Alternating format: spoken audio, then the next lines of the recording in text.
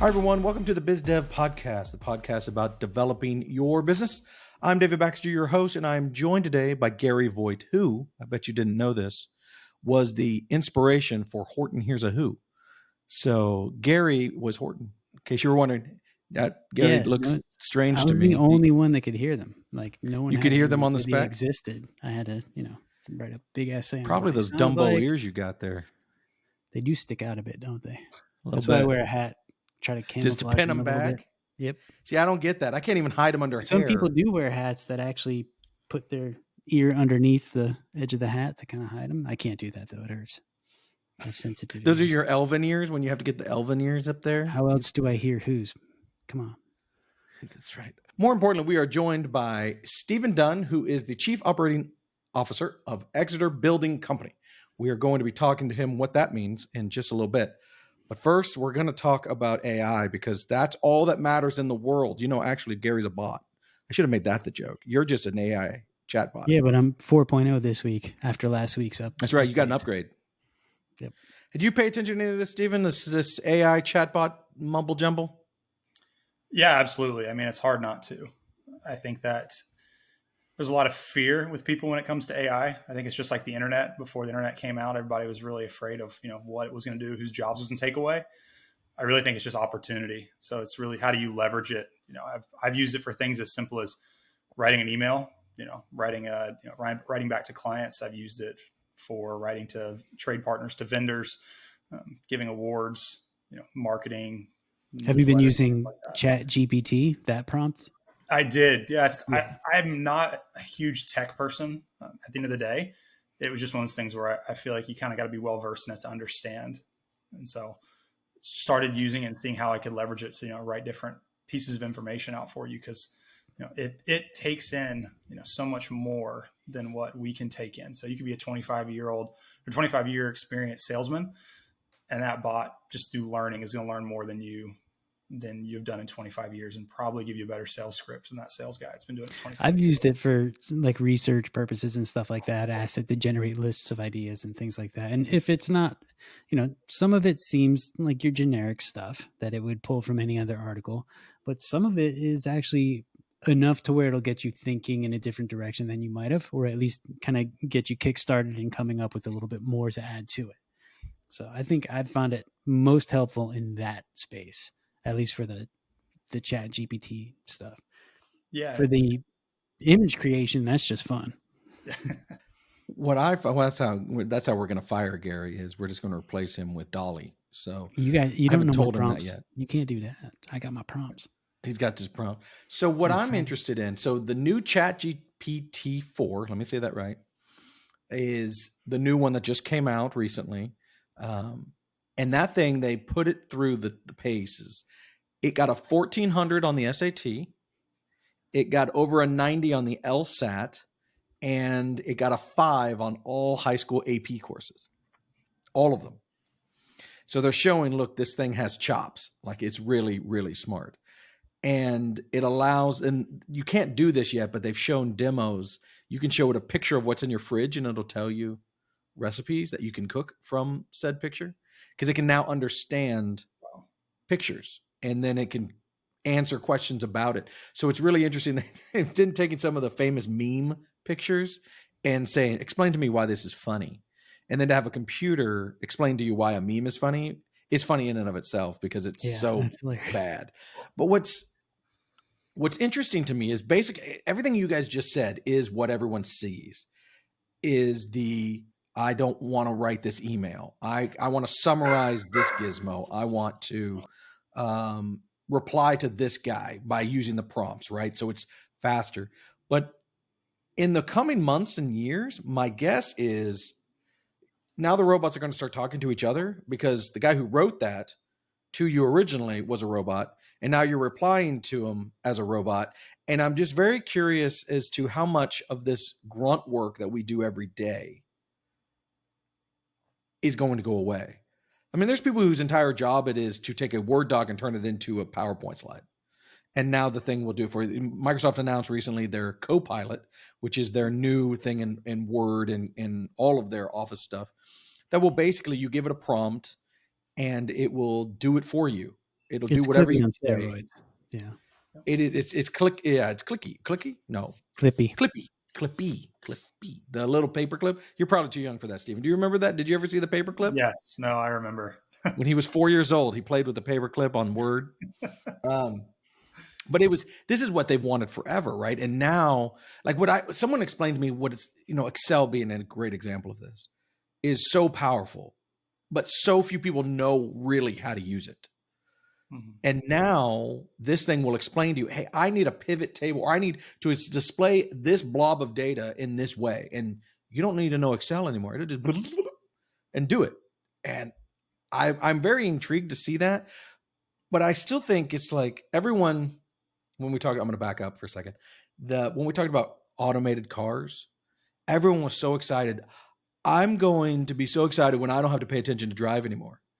And I was like, that's just level one.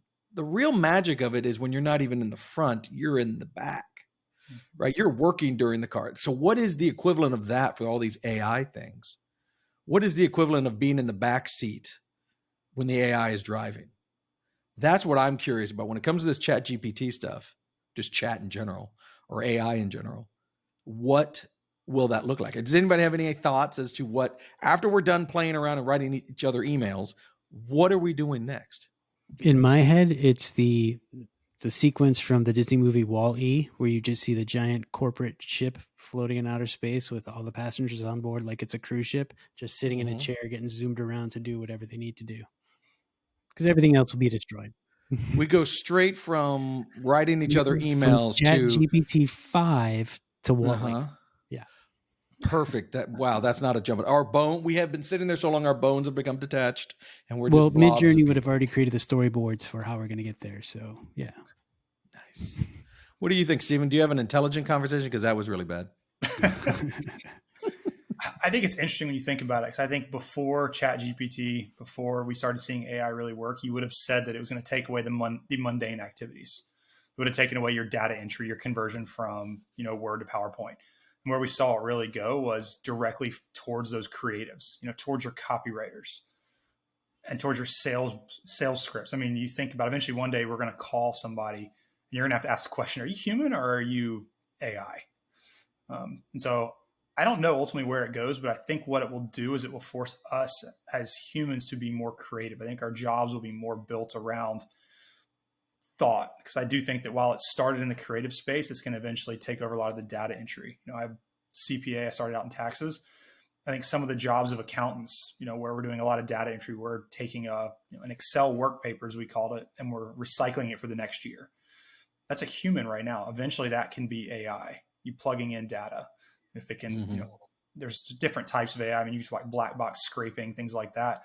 Maybe it can scrape data. One day it can start to put things in, and somebody's your reviewer, someone's your creative. I think it's just going to shift what jobs we do. I don't think it'll necessarily take too many away. It'll just shift what are the activities we're spending our time on. What I find interesting, someone said, I was listening to the Vergecast, which is the Verge's podcast, which I'm a huge fan of. You should listen to it. And they were going deep into this subject, where it's just where a lot of my noodle started going. And one of the things they said is, fundamentally, when someone sent you an email up to this point, up to 6 months ago, there was no question that was a dude or dudette on the other side of that screen writing that email. Well, now you're asking, did a human write this? This is a new question that we have to ask ourselves, which is so fascinating, because now it's, what does a human need to do now, right?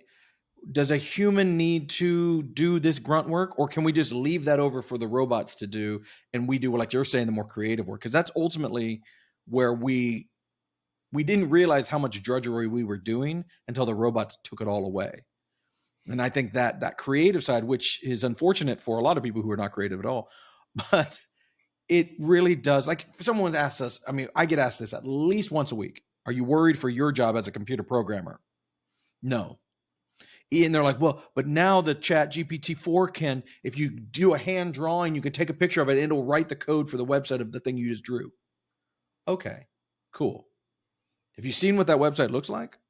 Right? It's horrible. It still takes, and to have the idea for what that website should do, that's the human side. That's what we bring to the table. That's what any developer brings to the table. You're not just looking for the code monkeys. Now, the code monkeys might get way more efficient in the future.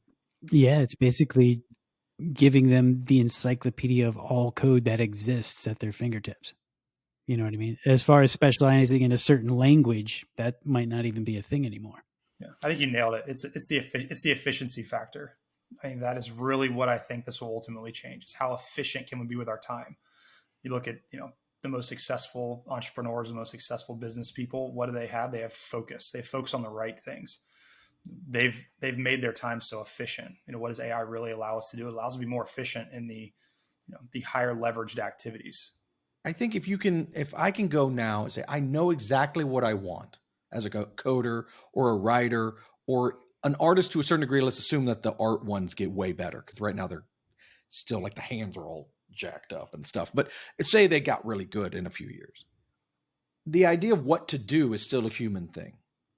What do I want this to do? How does software get built? We're nowhere near that. And maybe eventually we will be like that and they all take over and we are all just. But there's a line also is how much of this are we going to allow them to think and then versus do? Do you want them to take control of your computer? Do you want them to write that email without you knowing it? Right? You know what I'm saying? Is an email comes in that looks like this, just reply back with that. And I'm not sure, at least that'll be a generational change, right? Because I certainly am not going to be comfortable. Now I'm old, right? My children might be okay with I never even saw the email. The bot took an email that it thought was useful. It made the decision how to reply back. And it just sends me a summary of what just happened. Whoa, that's super scary. I'm not ready for that. As an old guy, that scares the bejeebers out of me. My grandkids won't know any different, right? They're not born yet. So let's assume I'm not that old. I'm not Gary old. Oh, I'm sorry. Darn it. He doesn't have grandkids either. That he knows of. Anyway, I think they'll be fine with it. It's kind of like I always said, if you get rid of the keyboard, that's when I'm done with computers. I'm not going to Star Trek it where all I do is talk to the computer. That would freak me out. You imagine coding. You're sitting in the room just yelling, if then that would no, I'm off the train at that point. Here's my analogy. So our marketing person, Christy, who listens to all these podcasts in their unedited state, I'm so sorry. She has taken it upon herself to read our blog posts as audio files and post them on our website because she used to be a voice actress or actor. I think they're both actors now, right? Am I saying that wrong? Anyway, so when you can go to our website now and you can see any of our blog posts and you can click and you'll hear Christy read it to you as a human being. Very cool. Go to any other website. Done too. It does. Oh, she's amazing. Yeah. She's totally amazing. Now go listen to one of ours and then go to any other large website. Now we're not a large website, but this is usually who's doing it. And click on that play button because a lot of them do it because Google likes for accessibility the audio version of an article, which is great. But they're using a computer to do it, right? The reading of it is a computer. And that's what I'm thinking. The richness of the human experience is so palpable. When you hear Christy read it versus the bot, it is just night and day. It's just night and day. And you wouldn't even think about it. But she's just adding inflection. She made a sound effect. She's like, woohoo. I mean, it's like, to hear a bot say woohoo is hilarious, first off, but it's just awkward. You're all like, what? Yeah. And I think that same thing for that virtual assistant. If you actually have an assistant, which I do not, which sounds great though, to have someone who goes through your email. I know people who have this, like they're big business guys and they have this. They will read their emails first and then peel off the ones that are worthwhile and, handle the rest. That human warmth, that human touch is like those blogs, right? That's going to add something to it. But you're right. The difference between hiring someone for $50,000, $60,000 a year to give that warm human touch versus a bot that does it for free. Yeah. I know where this is going. Don't get me wrong, but there is something about, well, it probably won't be free. Someone's going to charge. No, there's going to be a subscription charge. Oh yeah. Let's talk about you. What do you do? Tell me about Exeter. Tell me what you do at Exeter. Tell me how you tell me what your favorite How color it is. got started. Well, favorite color is Carolina blue. Start there. Oh, wow. I have a funny story on that. I'll steal you for a second. We did not choose a school. So we're from Texas originally. And everyone asked us when we moved here, it's like 16 years ago, which school are you at? Which Duke or UNC? Which is it? And we realized quickly in North Carolina, if you choose one, you lose friends. Oh, So we would just say, I'm a Texan. I don't know anything. I don't choose a color. Green. We just do green because we don't do blue anywhere around here. Anyway, sorry. Yeah. No. Exeter Building Company. It's a custom luxury building company. It's been around since 2016. Started by 3 lifelong friends. One of them had been in building since 2003, and the other 2 worked at tech companies. And then they joined up after a 50th birthday party and decided to form this company and build in this custom luxury world out here in Raleigh. Well, needless to say that back in 2016, it was not like it is today. So it started out building houses under $1 million. This year, we're averaging about $2 million per sold home. So it's exploded. I came on in 2021, came on for finance. So like I mentioned earlier, I have a CPA degree that I've kept and maintained. Kind of been through a bunch of different industries and businesses just for an appetite to learn. And when I came on board, I kind of decided that I wanted to take as much as I could and learn as much as I could. And so last year in about May, got promoted to chief operating officer. So now kind of my job is to run the company from the operations standpoint and then report back to the 3 owners, some of whom are still kind of involved in the business, with the ultimate goal to be to enable them to work on their business, not in their business every day. Oh man, you must have read Traction. Yeah. Congratulations, by the way. Yeah. So we're everybody's avid readers. I am as well. I love real estate. That's really what brought me into this space and into this world. And so, my goal has always been to own assets, own businesses, and run them.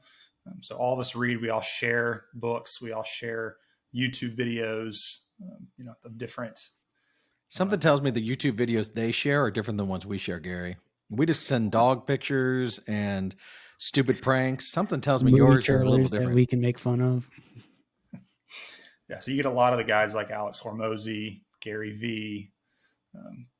I listen to some Ed Milet. I'm trying to think who else that we've sent through, but just kind of all those thought leaders when it comes to business and business development, how people got to where they were, what did they put emphasis on? How are you a leader? All the challenges that everybody faces when you are starting or you are running your own business. Sounds to me like he should be running this podcast, Gary. Do you just want to take a break and let him just run with Sucker? I mean, he's way more qualified than we are, clearly. He definitely sounds better too. That's not better looking. Much. The camera will be on him the whole time. We'll just sit back. We'll just sit back, let him talk. Luxury building, and I know there had to be some crazy up and downs with the pandemic, and then also just recently with the way the housing market has kind of shifted. So, what kind of speed bumps or what kind of obstacles kind of came your way, and how did you guys handle that as a company? Yeah, for sure. So, real estate's local. That's the easiest way to say it. Even neighborhood to neighborhood can differ area. Obviously when the pandemic hit, nobody knew it was going to happen. You didn't know if it was going to be like 2008 with the crisis. You didn't know if people were going to stop buying, if they're going to move in. I think what ultimately happened is there was a month to a month and a half, 2 months of uncertainty and slowdown where everybody was wondering, oh gosh, do I need to be looking at the way my business is operating, my cash reserves, what do I do? And then it just exploded. People found themselves at home. They really started to look into how do you make money online. I think that's been a huge increase that we have seen is how do you do things without having to go in the office? Companies went fully remote. People had just had a lot of cash, whether they built it in that short period of time or they had been holding on, so they had equity in their home and realized, man, I don't have to live in California anymore. I don't have to live in Washington, D.C., Portland, Seattle, wherever they were. Raleigh is always in the top 5 list of cities in the United States. So naturally, it became a place everybody started moving, on top of the fact that you have Apple, you had Facebook talking about bringing headquarters down here, just all these businesses moving in. And so Raleigh just boomed. As soon as people didn't have to go in the office every day, you saw everything just kind of go gangbusters. And, Exeter, the partners really did a great job of taking advantage of that. We've doubled in revenue every single year, dating back to 2019. So obviously I think this year is going to be much more stable given everything going on. And we're back in that state of uncertainty. We don't know what's going to happen. But again, real estate's local. So while I do think that at some point there's got to be a correction in the market, because the market always corrects back to the median. Now, who's to say what the median is? I don't know. You hear a different answer every single day. But Raleigh's a little bit better protected because of how many businesses we have moving here. How much development is going on commercially, commercial space, companies. I mean, you would have thought things would slow down when interest rates were going up. And in the last 90 days, we've seen a flurry of activity. Typically the spring and the fall markets are when people are buying. We've closed homes with buyers over $2 million over the last 90 days, averaging like 2 a month. So, I mean, it's been crazy. There's been a lot of opportunity to be had, which I think is, when there's uncertainty, there's opportunity. The people that don't panic and really focus are the ones that really see that opportunity and find success. So you are in a unique position to answer a question that I have always asked. All right, ready? Here you go. Who buys, like, what kind of job does the average person who buys a $2+ million home, what do they do for a living? You'll be surprised. We have some people who have bought just under 2 million, but they traded baseball cards. They had mid-management level positions, but have been buying and selling baseball cards in season. I think some other sports for a while. I think by the time they have their pool, which they're working on right now, it'll be over 2 million. But I mean, you see everything from startups. I mean, people in their 20s, a lot more younger couples in their 30s than I would have expected. You see a lot of people that are moving in from California, Washington State, DC, New York, who now how they afforded the first house there, I do not understand. But they're coming from now they're using equity from their other home, right? Exactly. 1,500 square foot house. They sold it for, I don't know, $6 million. Yeah. They'll come out here, they'll build a 5,000 square foot house for 2.4. To them, they're like, oh, this is easy. My uncle years ago in like the early 90s, he moved from San Francisco. He had an apartment, like 1,200 square foot apartment overlooking the Golden Gate Bridge. And or a townhome or whatever they call them. It was a condo probably. He owned it, so it wasn't an apartment. He sold it, came to Dallas, bought a 4,500 square foot house, still made profit. I mean, that was a long time ago. I mean, it's been like that forever. So what about, look, let me twist the question a bit. If it's your first time buying a monster like that, you're bringing in the cash to the table. Now, what do you do for a living? Are you a doctor? Are you a lawyer? I've always wondered, because I drive by, we have one of those neighborhoods near us. And my daughter and I have a thing about going through houses. Real estate's been in my blood forever. I don't own any homes, but my dad built houses. So I grew up with the smell of wood, houses being built. That's home to me. And so I've passed that on to my daughter. We go to houses that are being built. We're like, there's the bathroom, and over here is going to be a closet. Like, this is the thing we do. And so we went into a house that was $1.6 million near our house. And we're like, and this is how the other half lives. And it was just, gorgeous. It was 6,000 square feet, had a basement, which is weird here. It's up in Wake Forest. And we're like, and she always asks, who can afford this? I'm like, if you're buying your first one of these monsters, what are you doing for a living? Do you have that answer, or is it just so all over the map? It really varies. I mean, you get a lot of engineers. We've worked with a couple doctors, a couple attorneys, a couple real estate agents who've done extremely well the last couple of years. Mark Spain, is that who you work with? You work with Mark Spain? No, I've never worked with that Mark dude's Spain. face is on I every see his billboard, face all over everywhere. Yeah. I mean, it really varies. I mean, you see business owners, some people have like venture capital, PE models, buying businesses, investing in them. There's really not one answer. So that's not the important part of our conversation. I was like, he can answer the question. So when it comes to, this is something, and I like to take our conversations and expand them beyond just your business, because I want to not everybody's in the high end real estate market, right? So one of the things I know that's really common, that's a problem with a lot of businesses right now, is hiring when it comes to their manual labor jobs, right? The hard working, sweat on your brow kind of jobs. And obviously construction has lots of those. A lot of my friends who owns businesses who have, that workforce working power in their business, they're really struggling to hire. I have a friend who's like, there's no one, they're all lazy. They don't want to work. I'm like, no, buddy, they're working. They're just not working for you. Hold on there. How are you doing in that? How are you faring in that weird hiring, employment market? And well, I guess I'll start with that and then I'll venture off from there. Yeah. So I'm probably not really in that target market. Okay. Because are you building the home? No, we don't build anything. We 100% subcontract Gotcha. out. So, I mean, our trade partners, I don't like the term vendor. They're our partners at the end of the day. And they do have hiring problems. I think that it's lightening up a little bit given everything going on, but you see the numbers in unemployment. That number is not drastically increasing. So I think hiring is still getting hard, but there are definitely some more businesses out there that are coming to us now asking for work that didn't exist the last 3 years. So I would say that if I was to guess, maybe it gets a little bit easier, but that's really hard to say. And that's not an area that we typically operate in. Our hiring is more for project managers, and it's almost the opposite of that, where we're looking for individuals who have a tailored skill in luxury building. It's not a requirement, because if you ask me, the requirement when you're hiring is really the person. Do they fit into your culture? Are they a good person? Do they work hard? Do they have the right attitude? You can teach anybody anything, but I can't teach your attitude and your hard work. That's a great quote. And that's actually something that I heard, believe it or not, from my daughter's high school volleyball coach. That was something that she mentioned to them. It's, I can teach anybody how to play volleyball, but I can't teach you to have a winning attitude. Yes. So it's similar to that. Yeah. Well, but there is also, if you're 5'1", you're not spiking over that net. I don't care how good your coach is. That's all I'm saying. You could be a great defensive player. So, okay. So that question on hiring was not a good one. That's what I've learned, because he's not hiring there. But that does beg the question. So you guys specifically, design the homes and then find GCs, general contractors, to build the homes.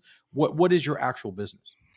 Yeah, no, great question. So we are not the designers. So we have some external partners who do the designs of the home. If you're from North Carolina, the names Tony Frazier, McMillan Design. Those are probably our big two. If you've been in Raleigh and you drive around inside the Beltline, which is inside of that's a local term. If you live inside this 440 interstate, you're considered inside Highway. The Beltline. I've always equated it to the Great Gatsby. If you're inside your old money, you're outside your new money. That's truth of that. But, that was way off topic. But they design the home, and then we have the general contracting license. One of the owners has the general contracting license, and we have project managers that go on site, and they manage all of our trade partners. We run this business like a business. It seems redundant, but a lot of builders are builders. They build to build awesome houses, and they do an awesome job. We decided to run this like a business, and the fact that, we have a team, we have processes that are set up in order to be successful. So we have someone who her whole job is procurement, supply chain management.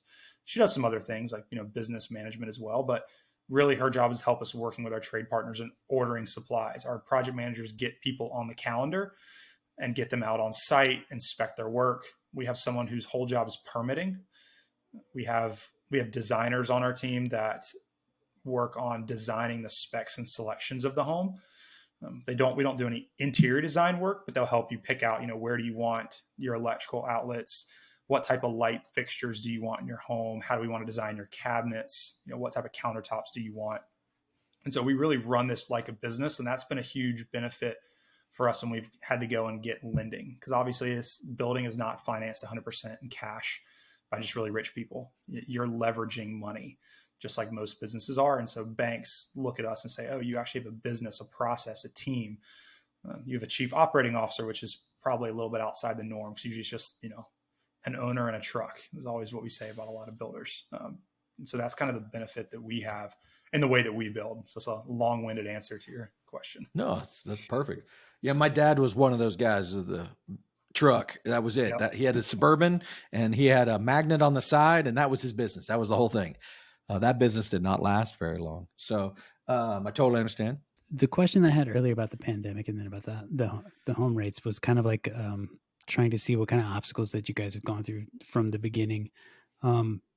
So that kind of leads to one of the questions that we actually have on the notes that we hardly get to ask anybody. But when you guys started, I know you probably had a goal in mind, but did you think that you would get as far as you are today? Have you exceeded your expectations, or do you still just keep pushing goals forward and trying to reach them and not like taking into consideration how much you've accomplished so far?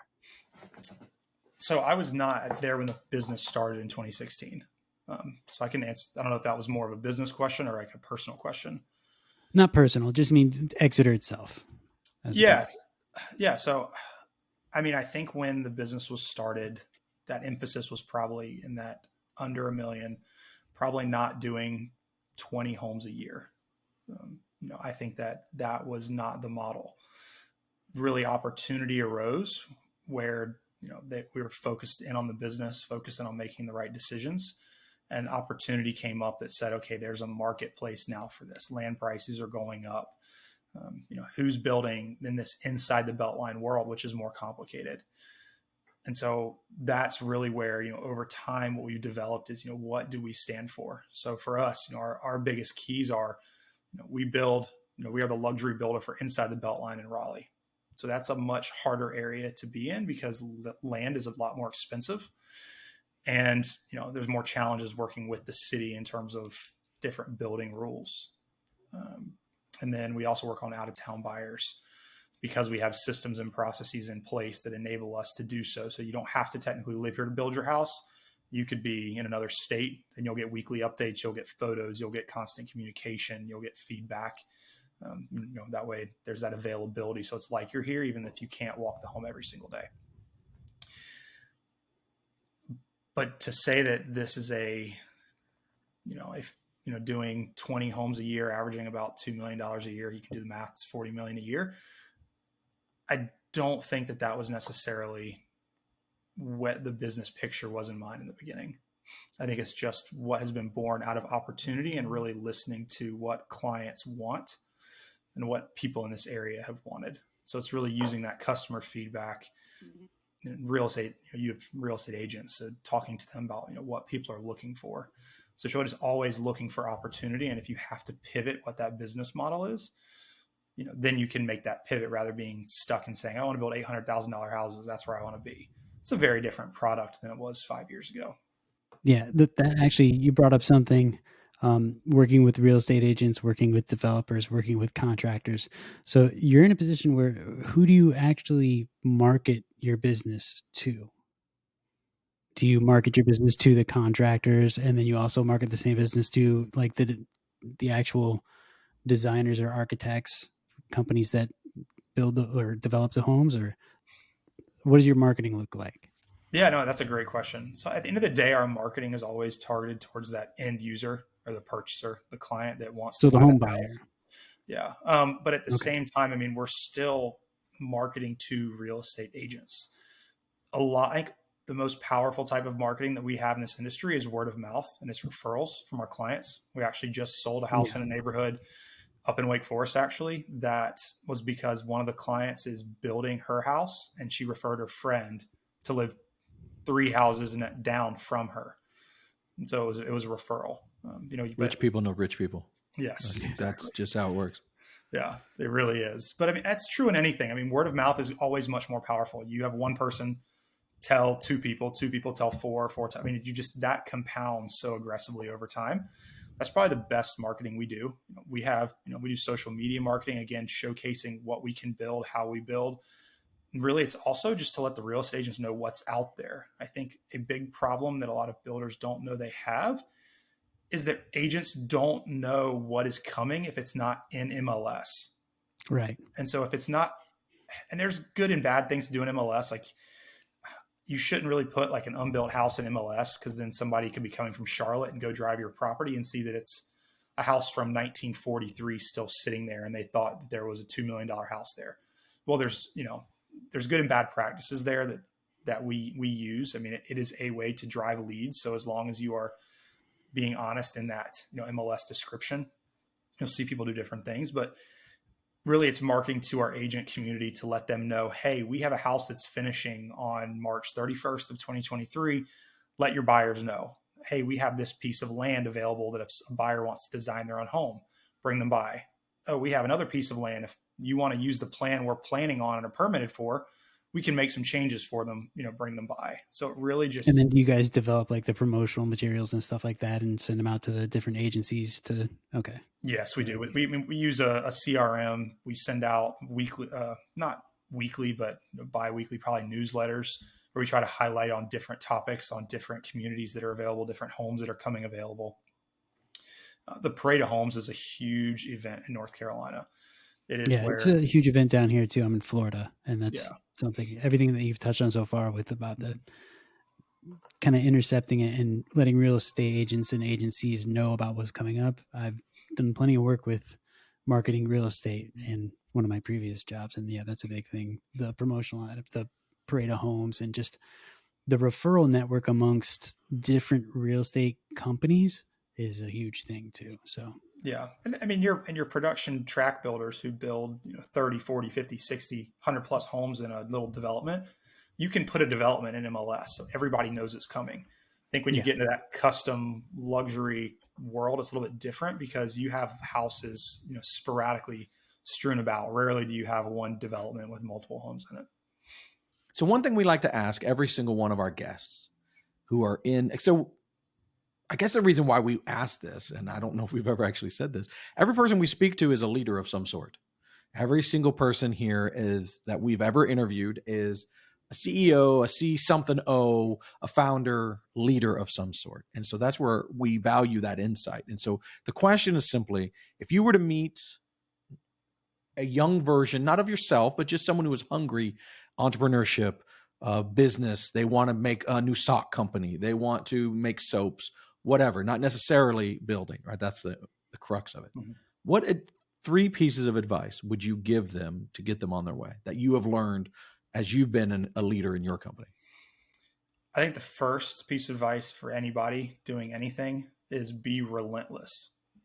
That's kind of my 2-word phrase. It's always just keep going. You are going to fail and learn. You're going to succeed and learn. Just relentlessly go after whatever it is that you want. Whether that is something academically, whether that is entrepreneurial, whether that is working for somebody else. Our society wants entrepreneurs so bad. Not everybody should do it. Not everybody wants to do it. Working for other people is totally fine. Be relentless in your pursuit to get better. If you do that, I think you succeed. That's my first one. My second is focus. Focus on one thing at a time. I have been guilty of this more time than I can care to admit, where I want to do so many things and I'm focusing on 3, 4, 5 things. I'm failing at all 5. Focus on something, figure it out, and then move to the next pillar. It can be small chunks, medium chunks. It can be a broader market, but just learn and focus on that one thing at a time. And then the last thing I tell everybody is give all and expect nothing in return. So if you are constantly giving, eventually you are going to learn something. And, somehow the universe, whatever your religion, your faith, I'm obviously Christian. And so, I personally believe that if you give back, you spread the word, then things will come back to you. And so I just think that if you give all, expect nothing in return, regardless of your beliefs, that is a true way to be successful, because then people will inherently want to give back to you in some capacity. And it's not really a trick. It's more of just, if you do things to give, you're going to be way more successful. You're going to do it for longer and you're going to enjoy it a lot more than if you just try to take everything all the time. I've heard that last one in various formats many times. If you like, a lot of it's around networking, right? The people who do the best in networking and meeting and growing are those who introduce everyone. Mm-hmm. Rather than taking, they're giving, they're passing those names around. And then everybody starts thinking of you because they want to. There's something inherently human about returning the favor. Mm-hmm. That is just, it is buried. I don't care what culture, creed, religion, space planet, whatever. There is something, if you are human, which I guess if there's space planet, you're going to be human. If you are human, you have it deep in your soul that you want to return the favor. If someone did something for you, and you can see that even in movies. I mean, even like the crime bosses, right? The bad guy in the movie, if you did something good for him, he's going to return that favor. Might be a horse head if you do something bad, but it's just interesting. And I think that is such a powerful thing, and you can do it. You can expand it way beyond networking, which is of course what you're talking about. But I think that's such a powerful thing. And it's so, for some people, it's super easy. Like it's just water off a duck's back. It just flows naturally. Other people, they have to really work at it because they are self-absorbed. And they know that. Give them credit. They know that. I'm probably right in the middle. I'm mildly self-absorbed. Don't answer that, Gary. But I do have an inherent desire to give, right? That's me. But some people I've met, it's just, man, it's like, there's a couple of guys like that in my business group that I'm always like, that's who I want to be when I grow up, just because they're givers, right? Just their nature is giving. And what a great place to be. Sorry, I've stolen it again, but I think that is, I just love that. I think you're spot on. I think there's a sweet spot in that too. I'll kind of add that caveat in there. I don't remember who said it, but it's, if you were on like a scale of 1 to 10, give to take, and 1 was a taker and 10 was a giver, you want to be an 8. If you're a 10 as a giver, you're going to get taken advantage of. If you're an 8, you're still going to get taken advantage of it as an 8. But guess what? Like, you're going to be giving away so much that there's just so much benefit to that. For me personally, I think there's a lot more happiness involved if I'm giving somebody something that directly impacts them. I think that is my favorite thing about leadership at the end of the day, is that if I can give so much that somebody gets better, somebody improves. Heck, if I lose an employee because they've gone on to take a better role, that's great. That means that we succeeded. I hate to lose good people, but if they want to start their own business, then that means that you've been successful. And so just for me, I'm inherently more of an introvert. If I could sit at home all day, I probably would. So it is sometimes work for me to do that, as you were saying, but I think that really giving everything is just a lot more fun and more enjoyable in that process and that journey, no matter where you're going. So I'm in C12, which I've mentioned several times on the podcast, which is a Christian business group. Christian business owners are in this group to learn how to run their businesses. And one of the things that's been surprisingly consistent is how hesitant a lot of business owners are, even in that group, to mention or to pronounce that they are a Christian company. Not because they're ashamed of it, quite the opposite. But they know that when you put the ichthus on there or whatever, to a lot of people, that is the sign of a sucker. Mm-hmm. And they will try to take advantage of that because, this guy's he's got to be nice. And so I'm going to take advantage of that. It is sad. Talking about that giving thing. They think, you're a 10 on that giving scale. So I'm going to take advantage of that. And they got so tired of it that they kind of have to dial it back. That's just a sad truth. But it kind of reminded me of that when you're talking about the guys who gets the doormat, as Gary said. Mm-hmm. All right, Stephen, if anybody wants to learn more about Exeter Building Company, show off, or you, Stephen Dunn, how would they reach out and how would they get in touch? Yeah, so Exeter has their own website, exeterbuilding.com. It's the best place. Go look at plans. You can get in contact with our business development manager through the website. If you want to get in contact with me, I probably have Instagrams where I've done the most content over the years, which is at sdunn90. I'm starting to force myself to get into YouTube because it goes back to that whole giving. I want to give knowledge that I've had that maybe I've been afraid of sharing in the past. And so I'm starting a YouTube channel. It's under Stephen Dunn. Just be about sharing kind of what I know. Might not be great, but hopefully some person gains something from it. And then just one person, I've succeeded. So, hey, we know all about making substandard quality content. Don't worry about it. We've been doing it for years. We've been doing it for a long time now. We're going to include your links. We'll include the links into the show notes that'll go under this substandard video on YouTube. And then in our other podcast distribution centers. And then how's that for promotion, Christy? You like that? If you want to reach out to us, you can do that as well underneath this video. Leave a comment, or you can email us at hello@thebigpixel.net, or you can also get in touch with us through any of our social media platforms too. Well, with that, we are going to sign off. Thank you so much, Stephen, for joining us. It's been a lot of fun. Most of these have a theme. I'm sure we were just all over the place. So whatever you want to get out of this, I hope you got it out of it. But really enjoyed having you.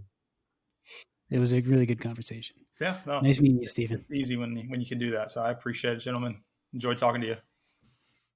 Have a good one.